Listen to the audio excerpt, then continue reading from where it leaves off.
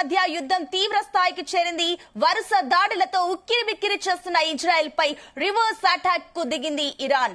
Time చూసి missiles తో దాడికి దిగింది. సౌత్ ఇజ్రాయెల్ లోని అతి పెద్దదైన సరౌకా ఆసుపత్రిపై బాలిస్టిక్ మిసైల్ తో దాడి చేసింది ఇరాన్. దాడి టైంలో హాస్పిటల్లో వేలాది మంది పేషెంట్లు ఉన్నట్లు తెలుస్తోంది. మరోవైపు ఇదే ఆసుపత్రిలో గాజాతో యుద్ధంలో గాయపడిన సైనికులు కూడా ఉన్నారు. అటు మిసైల్ దాడితో ఆసుపత్రి బిల్డింగ్ పూర్తిగా కుప్పకూలింది.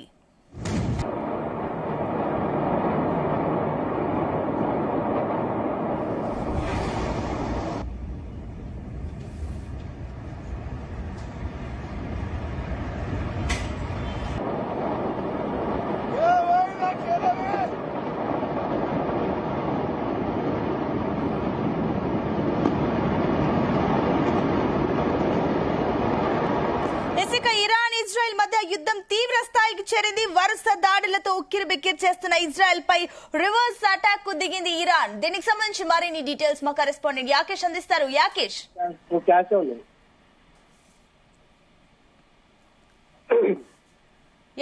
చెప్పండి. ఇరాన్ ఇజ్రాయెల్ మధ్య యుద్ధం తీవ్ర స్థాయికి చేరింది. వరుస దాడులతో ఉక్కిరిబిక్కిరి ఇజ్రాయెల్ ను చేస్తున్నటువంటి పరిస్థితి ఇరాన్ కనిపిస్తా ఉంది. అయితే మంచి టైం చూసి మిసైళ్లతో దాడికి దిగుతున్నటువంటి పరిస్థితి నెలకొంది. సౌత్ ఇజ్రాయెల్ పై లోని అతిపెద్దదైన సరోకా ఆసుపత్రిపై బాలిస్టిక్ మిసైళ్లతో దాడి చేసింది ఇరాన్. దీంతో అదే దాడిలో ఆ హాస్పిటల్లో ఉన్నటువంటి వేలాది మంది పేషెంట్లు గాయపడ్డట్లు తెలుస్తా ఉంది. వందలాది మంది పేషెంట్లు ఇదే ఆసుపత్రిలో ట్రీట్మెంట్ పొందుతున్నటువంటి నేపథ్యంలో ఇరాన్ ఈ దాడి చేయడంతో ఇజ్రాయెల్ లో ఉన్నటువంటి పేషెంట్లంతా కూడా గజగజ వణికిపోతున్నట్టు తెలుస్తా ఉంది. చాలా మంది కూడా గాయపడ్డట్లు తెలుస్తా ఉంది. ఇదే ఆసుపత్రిలో గాజాతో యుద్ధంలో గాయపడినటువంటి సైనికులు కూడా ఉన్నట్లు సమాచారం ఉంది. అటు మిసైల్ దాడిలో ఆసుపత్రి బిల్డింగ్ కూడా పూర్తిగా కుప్పకూలిపోయినటువంటి పరిస్థితి ఉంది. ఇప్పటికే ఇరాన్ యుద్ధ వాతావరణంతో రెండు దేశాల్లో కూడా ఉద్రిక్త పరిస్థితులు నెలకొంటున్నాయి. ఒకరు దాడి చేస్తే మరొకరు పెద్ద ఎత్తున కూడా దాడికి దిగుతున్నటువంటి నేపథ్యంలో అక్కడ ఉన్నటువంటి రెండు దేశాల ప్రజలు కూడా ఉలిక్కిపాటుకు గురవుతున్నారు. ఎప్పుడు ఏం జరుగుతుందో అని ఆందోళన నెలకొంటున్నటువంటి ఆ పరిస్థితి రెండు దేశాల్లో కూడా కనిపిస్తున్నటువంటి సిచ్యువేషన్ ఉంది. ఈ యుద్ధం కనుక ఇంకా తీవ్ర రూపం దాల్స్తే ఇప్పటికే మిసైళ్లతోటి దాడులు చేస్తున్నటువంటి నేపథ్యంలో అణు కేంద్రాలనే లక్ష్యంగా చేసుకొని రెండు దేశాలు కూడా దాడులకు తెగబడుతున్నటువంటి సిచ్యువేషన్ ఉంది. ఇది కనుక ఇంకా తీవ్ర రూపం దాల్స్తే పరిస్థితి ఎక్కడికి పోతుందో అని కూడా అటు ఆ దేశ ప్రజలతో పాటు ప్రపంచంలోని ఇతర దేశాల అధినేతలు కూడా ఆందోళన వ్యక్తం చేస్తున్న పరిస్థితి కనిపిస్తా ఉంది. ఇప్పటికే ఇరాన్ ఇజ్రాయెల్ దేశాల మధ్య ఉద్రిక్తల నేపథ్యంలో యుద్ధ వాతావరణం నెలకొన్నటువంటి సిచ్యువేషన్ లో ఇతర దేశాల మీద కూడా దీని ఎఫెక్ట్ పడతా ఉంది. అన్ని దేశాలు కూడా ఉలిక్కిపాటుకు గురవుతున్నటువంటి నేపథ్యంలో ఈ యుద్ధానికి తెరదించలేమా అనేది కూడా అగ్ర దేశానికి సంబంధించినటువంటి నేతలు కూడా ప్రయత్నం చేస్తున్నప్పటికీ కూడా ఇది సద్దుమణగని పరిస్థితి. ఇదే దాడి కొనసాగితే మాత్రం ఇప్పటికే వందలాది మంది ప్రాణాలు కోల్పోయారు. ఇంకా ప్రాణ నష్టం ఎక్కువగా జరిగే అవకాశం కనిపిస్తా ఉంది.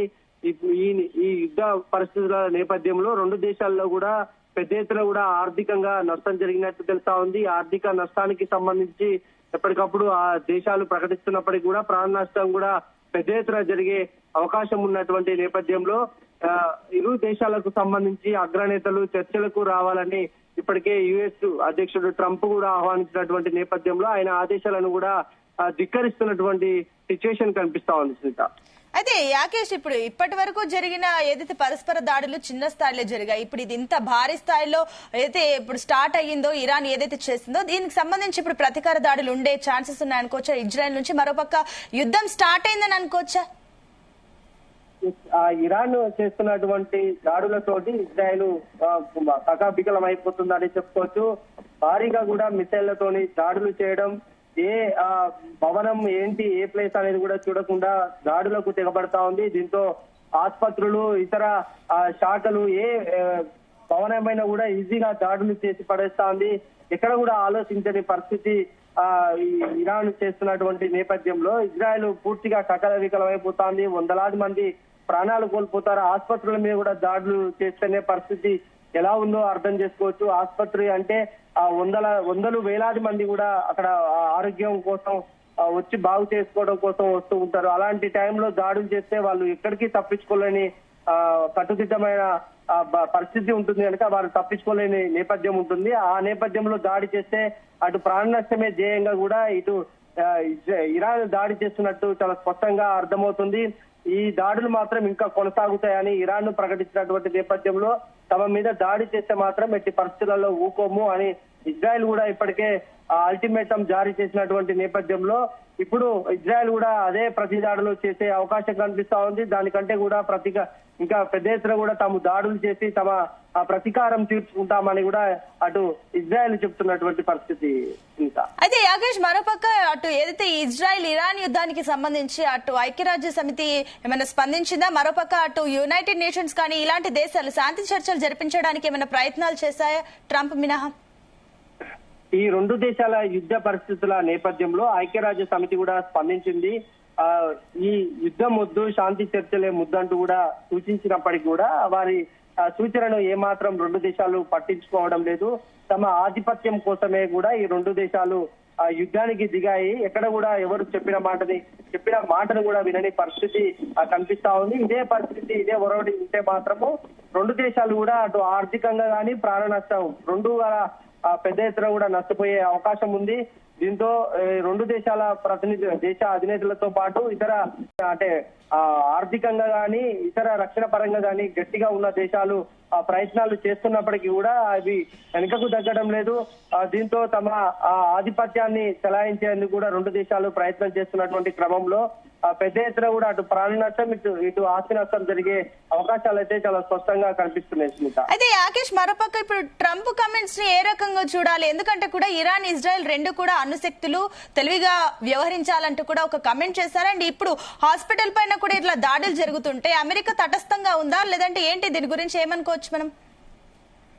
అమెరికా ఎప్పుడు ఎవరికి మద్దతు ఇస్తుందో తెలియని పరిస్థితి కనిపిస్తా ఉంది. భారత్ పాక్ యుద్ధ నేపథ్యంలో కూడా అమెరికా అధ్యక్షుడు ఇదే వైఖరిని అవలంబించినటువంటి సిచ్యువేషన్ చూస్తున్నాము. ఇప్పుడు ఇరాన్ ఇజ్రాయెల్ యుద్ధానికి సంబంధించి కూడా ట్రంప్ ఇదే వ్యవహరిస్తున్నాడు. ఆయన ఒక పక్క ఈ రెండు దేశాల యుద్ధం జరుగుతుండగానే ఇటు పాకిస్తాన్ నువ్వు ప్రేమిస్తున్నట్టు కూడా ఆయన నిన్న ఒక ప్రకటన విడుదల చేశారు. అంటే ఎప్పుడు ఏ టైంలో ట్రంప్ ఉంటారో అర్థం కాని పరిస్థితి కనిపిస్తా ఉంది. ఈ నేపథ్యంలోనే ట్రంప్ చేసేటువంటి వ్యాఖ్యలు ఎక్కడ కూడా పెద్దగా సీరియస్ గా తీసుకొని పరిస్థితి అటు ఇరాన్ ఇజ్రాయెల్ కు కనిపిస్తా ఉంది. చర్చలకు ఆయన ఆహ్వానిస్తున్నట్టు చెప్తున్నప్పటికీ కూడా ఎక్కడ కూడా ఆయన ప్రతిపాదనను కానీ ఆయన తో చర్చలు పెట్టడానికి కానీ ఆ రెండు దేశాలు కూడా పెద్దగా ఇంట్రెస్ట్ చూపని నేపథ్యం ఉంది. ఇప్పుడు ఈ క్రమంలోనే కూడా రెండు దేశాలు కూడా అణుకు సంబంధించినటువంటి క్షిపణుల మీద దాడులు చేసుకునేందుకు రెండు దేశాలు కూడా ప్రయత్నాలు చేస్తున్నాయి. ఆ విధంగా కనుక ఒకవేళ దాడులు కొనసాగితే మాత్రము అటు రెండు దేశాల్లో కూడా పెద్ద ఎత్తున కూడా కొన్ని సంవత్సరాల పాటు కూడా రెండు దేశాలు కోలుకోలేని దెబ్బను ఎదుర్కొనే అవకాశం ఉంటుంది. ఎక్కడ కూడా ఆ దేశాలలో ఆర్థికంగా గానీ అటు ఏ విధంగా కూడా కోలుకోలేని దెబ్బ ఉంటుంది. ఆ క్రమంలోనే కూడా ఇటు వారంతటా వారే కూడా ఈ చర్చలకు ఆహ్వానిస్తే తప్ప ఇతర దేశాల అధినేతలు చేసేటువంటి సూచనలను ఎవరు కూడా పట్టించుకొని పరిస్థితి ఆ దేశాల అధినేతలలో కనిపిస్తుంది. Right Yakesh, thank you.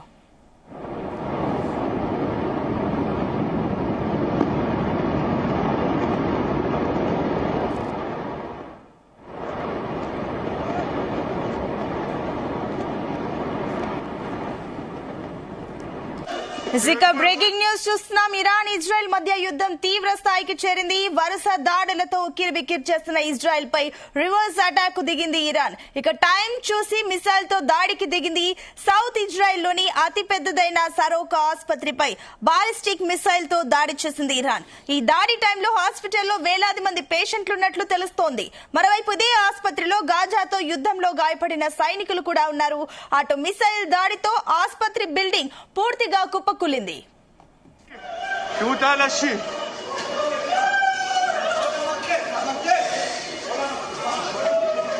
תראו, פה נפל הטיל. תראו את כולם רצים. תראו את האנשים. תראו את האנשים.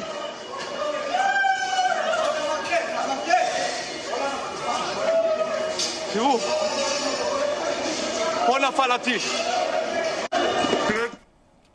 תראו את האנשים, תראו את האנשים.